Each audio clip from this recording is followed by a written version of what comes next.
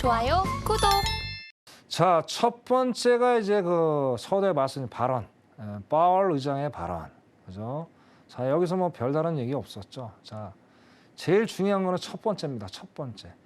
2020년 4월, 그때 팬데믹 때죠. 자, 3월 한 20일경부터 이제 상승을 막 엄청난 상승을 했었어요. 본격적인 상승은 4월이었던 걸로 기억을 하고, 그 이후에 지금 거의 2년 만에 지금 2년 한 3개월 만에 최대 상승폭 4%가 넘는 상승폭을 나타냈다. 그리고 파월 의장이 한 얘기가 자, 일단 9월 이후에 금리 인상 속도 조절을 한번 해보겠다. 단 전제 조건이 뭡니까? 데이터를 보면서. 그죠? 자, 여유가 있겠죠, 지금.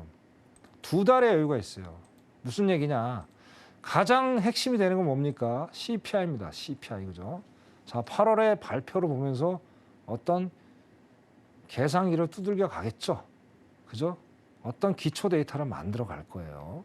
자, 그리고 제가 항상 말씀드리지만 모든 데이터의 근거는 베이지북에서 나올 것이다. 자, 8월 달에 베이지북이 나오겠죠. 거기서 우리는 답을 찾으면 됩니다. 네? 복잡하게 생각할 필요가 없습니다. 자, 그런 다음에 이제 9월 달이 오겠죠. 자, 이제 8월 달에 잭슨 홀 미팅이 있다고 그랬어요. 자, 여기서 파월 의장이 발언을 할 겁니다. 만약에 CPI가 먼저 발표가 된다면 그럼 어떤 어나운스를 하겠죠. 만약에 안 좋게 나온다. 자, 그럼 자이언트 스텝 이상 또 갈 수 있겠다. 자, 6월 달처럼 발언이 될 수가 있어요. 그러니까 일관성이 없다는 얘기가 바로 이 얘기예요. 네? 갑자기 그 다음에 이제 뭐 울트라 스텝까지 나오다가 울트라 스텝은 또 진정이 됐어요. 자, 근데 예측치라는 건 항상 변동이 되는 건 맞아요. 근데 적어도 어떻습니까? 미국 경제를 움직이는 수장으로서 좀 일관되지 않은 어떤 발언을 통해서 시장 혼란을 너무나도 야기시키는 게 아닌가. 그런 게 좀 제가 안타깝다. 그렇게 이제 개인적으로 말씀을 드리는 거예요. 자, 그다음에 이제 맨 마지막에 경기 침체 아니다라고 지금 얘기를 하고 있어요. 자, 참 여기서도 제가 참 의아스러운 게 뭐냐면 자, 7월 초부터 오늘까지 아까 말씀드렸어요. 자, 모든 지표들 가장 중요한 건 소비 지표죠. 소비 관련 지표들이 저번 달보다 다 안 좋게 나왔다는 거예요. 근데 어떻게 이게 경기 침체가 안 올 수 있는지 난 모르겠습니다. 대안도 없잖아요. 그냥 금리 올리는 것밖에 없잖아요. 거기다 대차 대조포도 더 강력하게 9월 달부터 더 축소를 한답니다. 돈을 더 조이겠다는 거 아니에요. 시장의 돈을. 근데 앞뒤가 좀 안 맞지 않나요? 그래서 저는 이런 걸 보면서 이런 가운데서도 상승을 했다는 거는 어제 참 이해가 안 갔어요. 물론 이 근거는 있습니다. 메이저 기업들이 실적이 예상보다 좋게 나왔다는 거예요. 자, 이것도 제가 살펴보니까 이게 또 아니더라고요. 이 달러 강세로 인해서 이익이 증가를 했고, 자, 근데 제조 원가가 비싸질 거 아니에요. 그걸 소비자한테 전가를 해요. 제가 항상 말씀드렸잖아요. 기업은 절대 손해를 보지 않습니다. 소비자한테 책임을 전가할 뿐. 근데 사람들은 그걸 써야 되잖아요. 안 쓸 수가 없잖아요. 그러니까 살 수밖에 없었던 상황들. 그죠?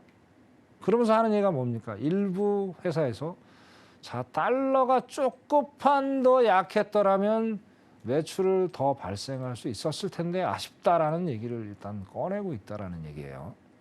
자, 그다음에 3월에 대한 가이던스는 여전히 불투명. 그죠? 여러 가지 정황상. 자, 그리고 이제 아까 저번에도 말씀드렸지만 자, CPI 중요하죠, 항상. 8월도 중요한데. 자, CPI 에너지 그게 가장 비중을 많이 차지했는데 지금 유가 지금 거의 100달러 왔다 갔다 또 하고 있습니다. 자, 얘가 진정이 되지 않는 이상. 그리고 또 오늘 중요한 거 어떻습니까?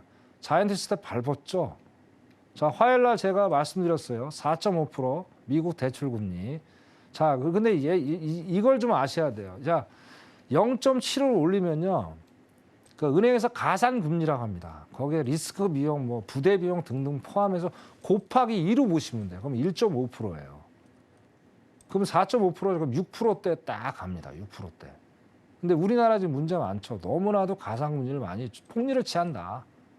그래서 좀 경고를 줬죠. 미국은 뭐 그런 정도는 아닌데. 그러니까 6% 이제 올라왔어요. 이제 본격적 시장에 적용이 된 거예요. 자, 그러면 어떻게 될까요? 쉽지 않아요. 소비 심리 더 위축될 수밖에 없어요.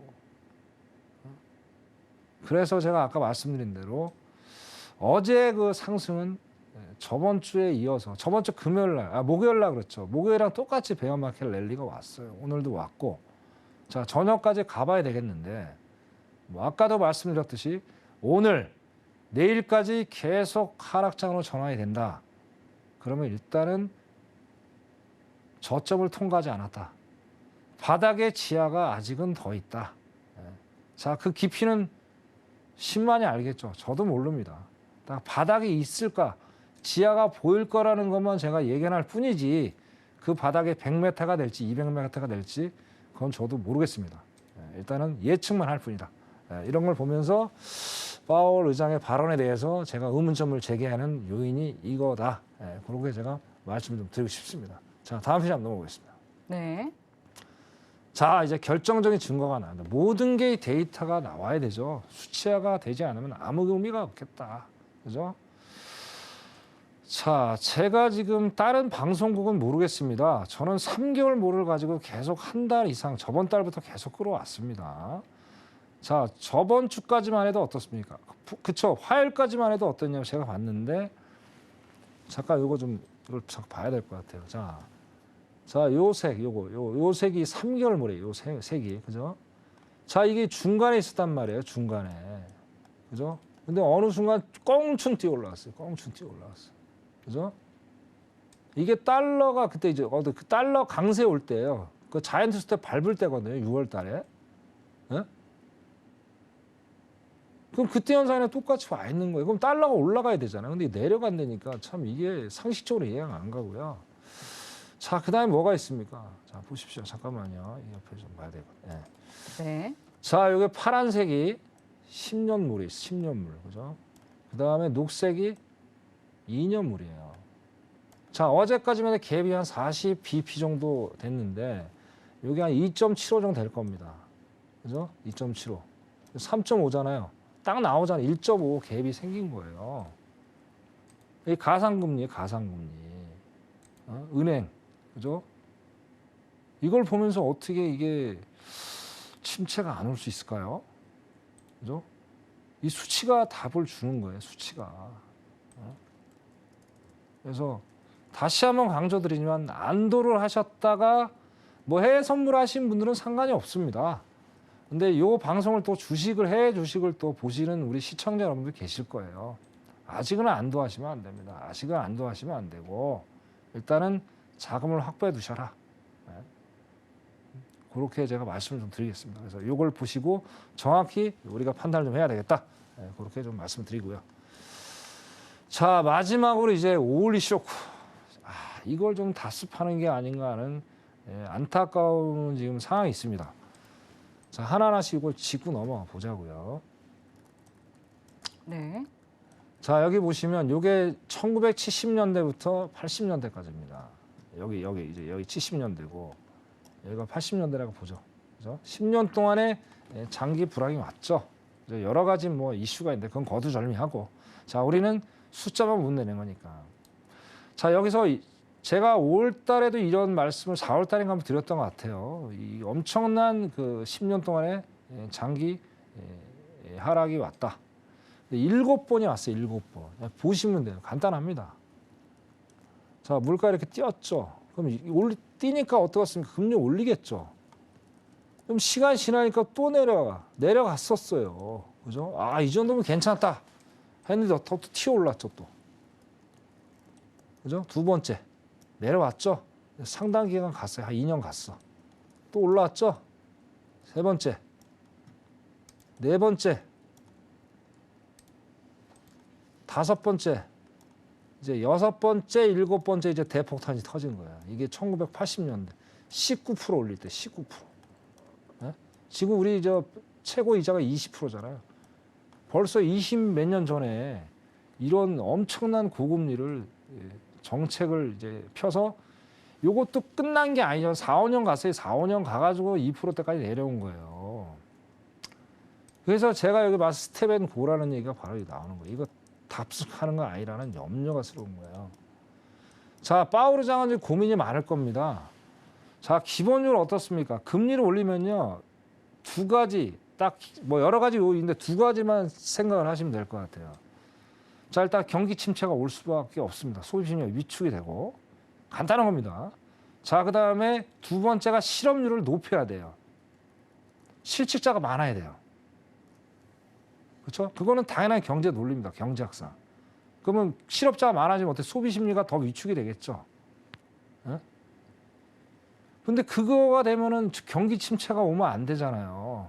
그러니까 지금 파월 의장이 9월에 이후에 조금 내릴 수도 있겠다. 그런 얘기를 하면서 어제 시장이 이제 막 급반등을 한 건데.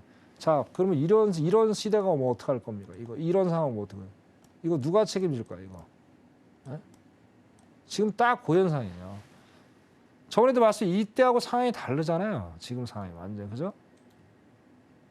완전 180도 다르잖아요. 여러 가지 요인들이 많잖아요.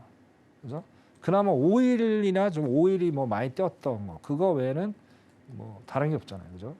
그래서 이런 상황을 답습하지 않을까라는 염려스러움이 있습니다. 그래서 첫 번째 아까 말씀드렸던 거, 또 올 쇼크에 대한 스텝앤고 통화 정책을 답습하지 않나.